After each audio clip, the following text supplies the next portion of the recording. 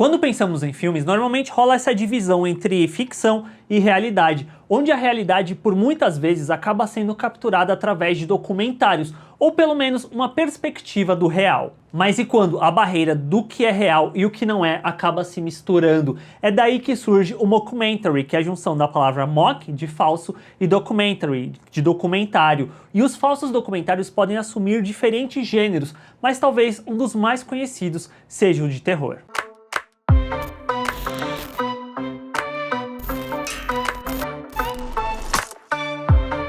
Talvez um ponto de partida seja o ano de 1938, quando um jovem conhecido como Orson Welles fez uma transmissão de rádio narrando os eventos de um livro escrito pelo H.G. Wells chamado Guerra dos Mundos.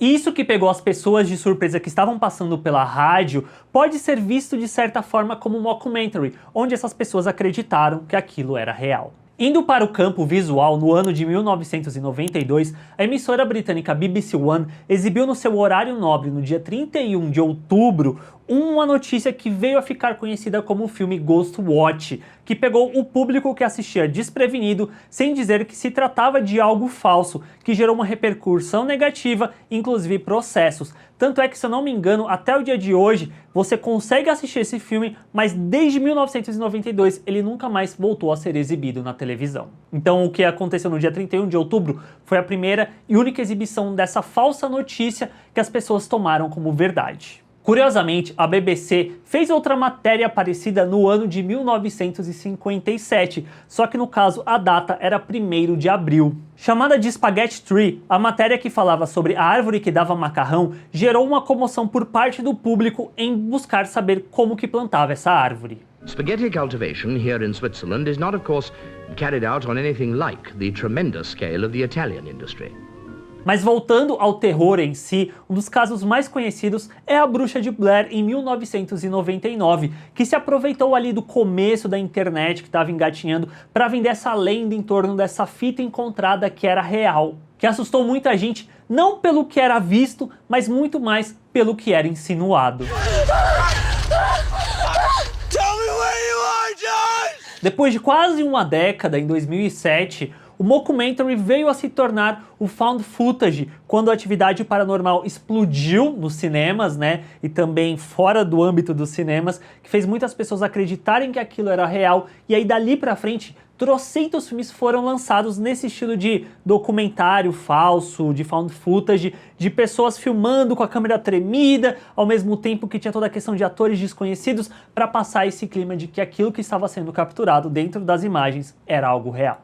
Em 2007 mesmo, teve um outro filme que foi lançado nesse estilo, que eu acho superior muito à atividade paranormal, que acabou se destacando mais, e que se aproxima muito mais de Ghost Town, quanto linguagem jornalística, que é o espanhol REC. Com a equipe acompanhando o dia a dia de bombeiros e ficando presa com eles num prédio com um surto de zumbis. Houveram outros filmes nesse estilo de falso documentário que eu acho muito bom, que é Distrito 9, por exemplo, mas ele acaba se mesclando muito mais com o fator de ficção científica. Tem o próprio O que Fazemos nas Sombras, do Taika Waititi, que brinca com vampiros e outros mitos, que inclusive rendeu uma série de televisão spin-off que está indo para sua 4ª temporada, que mantém ainda esse estilo de mockumentary presente. It's a documentary crew, they're cameras. It's like they're not even here. They're filming me? Yes.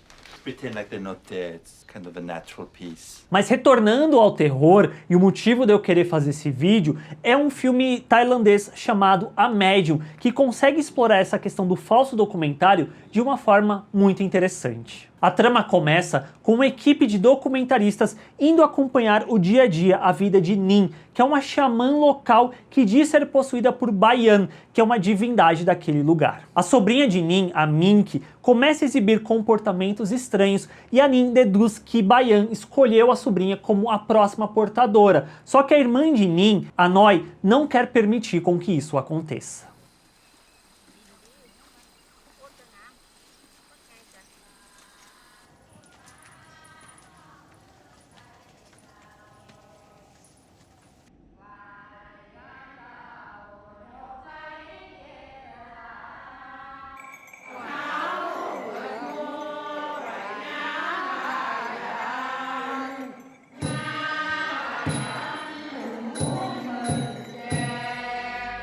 interessante de A Medium é como esse filme, ele passeia por outras obras que eu citei agora, indo de A Bruxa de Blair a Atividade Paranormal. Porém, ao contrário do amadorismo de A Bruxa, A Medium possui todo um ar profissional, que traz uma polidez inicial para dentro desse filme, que passa uma credibilidade maior para essa história e te convence de que aqueles eventos que a gente está acompanhando são reais, e a equipe de documentaristas está acompanhando uma história, essa história vai se transformando e o foco do que eles estão captando vai mudando conforme a história vai acontecendo. Algo meio parecido até em certo nível, que me lembrou pelo menos a Tiger King. Há toda uma cadência inicial para conhecermos melhor as dinâmicas familiares entre a Nin e a irmã Noi, e como a temática de crença é bem forte, onde a Noi deveria ser a portadora da deusa, mas voltou-se para o cristianismo para evitar isso, e sobrou para a Nin. E agora a Mink, que não acredita em nada disso, começa a ter comportamentos estranhos e inexplicáveis.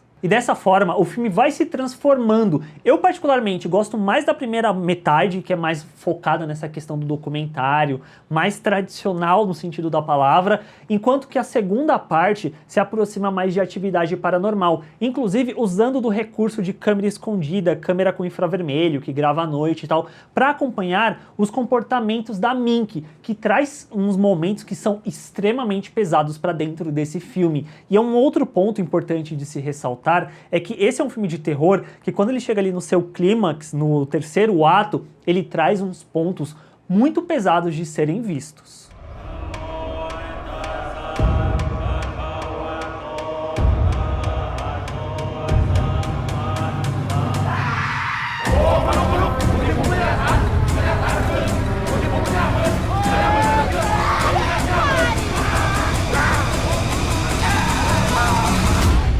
Porém, para mim é uma pena que a Medium não consiga sustentar esse estilo documental na sua totalidade, porque quanto mais o filme se envereda para a questão do sobrenatural, menos certas coisas dentro desse estilo passam a fazer sentido, como a questão do cameraman que não interfere no que está acontecendo, ou ele não deixa a câmera para trás para se salvar.